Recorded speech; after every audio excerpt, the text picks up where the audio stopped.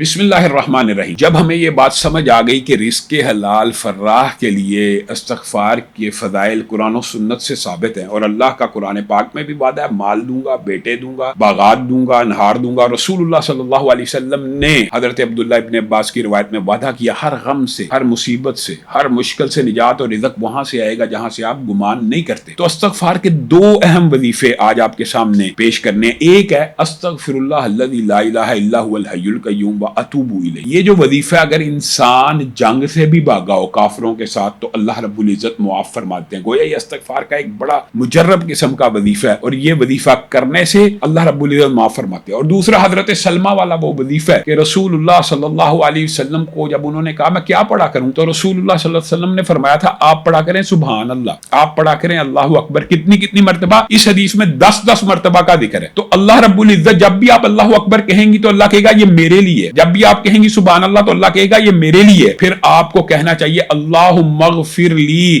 اے اللہ میرے گناہ معاف کر دے، تو اللہ کہے گا بے شک میں نے آپ کے گناہوں کو معاف کر دیا۔ تو یہ دو آج وظیفے آپ کے سامنے پیش کرنے تھے۔ ان دو وظائف کے ذریعے رزق حلال فراہ کو تلاش کیجیے۔